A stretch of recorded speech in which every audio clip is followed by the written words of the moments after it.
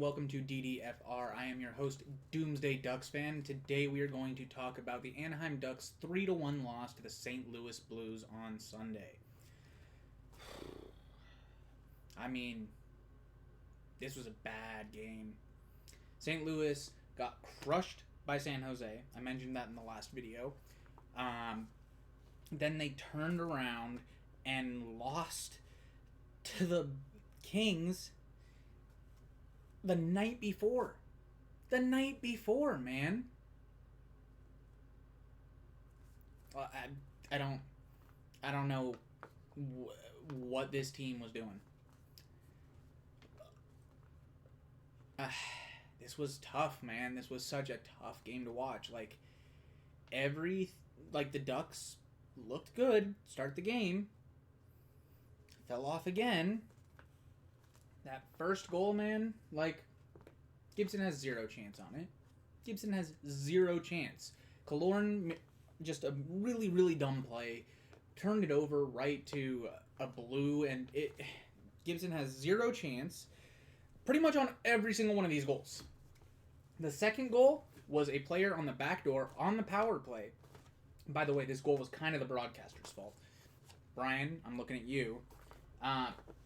Just completely alone on the back door on the power play, and it's a tap-in. Gibson made it so the guy couldn't tap it in. He had to chip it up and over his pad because Gibson was able to get over in time. On a goalie worse than Gibson, he's not even over there. And Buchnevich doesn't even have to get the puck up in the air. Horrible goal. So that goal was Brian Hayward's fault because he mentioned on the broadcast, you should know, Brian. You should know about the broadcaster's curse. He said the Blues have the worst power play in the league, which, yes, they do. But guess what?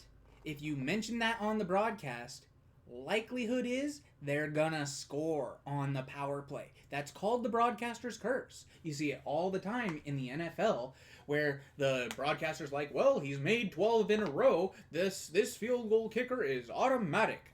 And he misses the game-winning field goal. Look, it's not actually his fault, but, if there is any chance that it does affect it, why do you say that? If there's any chance that this curse is real, why? It's not really Brian's fault, but that was frustrating. That was so frustrating. It happens so often. Oh, well, this doesn't look like it's going to be that bad.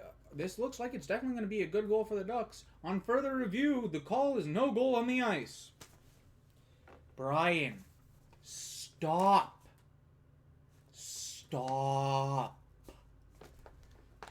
Ugh. In other news, Drysdale and Z still not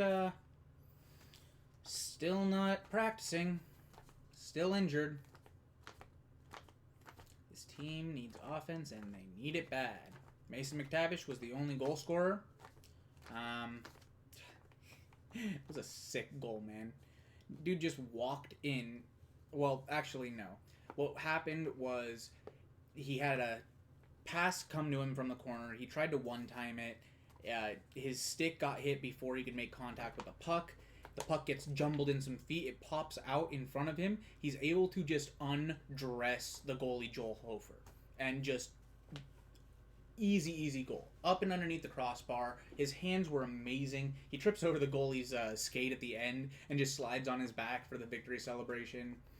It's the only victory the Ducks had in this game, was scoring that goal. It was a nice goal. I love McTavish. But again, other than the Ducks' sloppy defensive play, they had so many opportunities, man. At some point, you can't keep getting goalied. You gotta finish. You gotta find a way to finish. Look, Terry's been quiet recently. Probably because he's not playing with Zegras, but, you know. Leo hasn't been amazing either recently. His defensive game looks good. It's just like he tries to do just a little too much. He's so close to having it. Like, he's maybe half a second away from taking a shot, and then he gets stick checked. He's so close to having it, man. He's so close. Once he understands that spacing just a little bit better, it's over. It's over. Leo's going to be scoring at will. The rest of the lineup, though, man, Ryan Strome. Look, I know you're the assist guy for Frank. Got to start pitching in as well. Past 2 games, Jakob Silfverberg has been trying his ass off. He's looked really good. Killorn, gotta get some more from you offensively, especially with Zegras and Drysdale out of the lineup. Minchikov has still looked good. Like, I don't really see an issue there. Cam's looked fine. Lacombe looked really good in the St. Louis game. Gudis is playing exactly how we expect Gudis to play. This team needs more offense, man. Henrique needs to start scoring. He hasn't been scoring. He hasn't. The Ducks aren't helping their team win.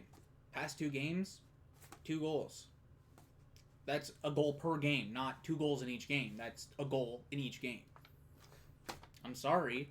Like, yeah, the Florida goal got called back. Score another, guys. Score another. Yeah, I'm sorry. Yeah, it sucks. Ducks got screwed. Ducks got screwed. Should have gone to overtime. You're right. Score another goal. You can't? That sounds like a you problem. Alright, that pretty much wraps it up for this St. Louis game. Incredibly disappointing. Ducks should have won this game. St. Louis coming in with no rest. Second half of a back-to-back. And the Ducks let them take an early 3-0 lead, and the Ducks couldn't crawl their way out. Look, we knew that the style they were playing with all of the comebacks, it wasn't going to be sustainable. So why are we surprised now that the team can't complete these comebacks? Score early. Score at all. Looking forward to the next game. Ducks play Wednesday, the 22nd of November at 7 p.m. against the Montreal Canadiens. That is 8 Mountain Time, 9 Central, and 10 Eastern. Game is going to be on Bally Sports West for anybody in Southern California. For anybody in Canada, it is probably going to be on Sportsnet. Rest of the United States, you are looking at ESPN+. I'll actually be at this game. Montreal Canadiens are my dad's team. And Montreal's on a big skid. Ducks have looked really, really vulnerable. It's either going to be 2 teams that put on a good show or 2 teams that look incredibly dysfunctional. Let's hope for a good show. Alright, that is it for this one. Thank you all so much for showing up and watching. I appreciate everybody who watches the DDFRs. Hit that like button if you like what you saw. Hit that subscribe button if you really like it. And I'll see you in the next one.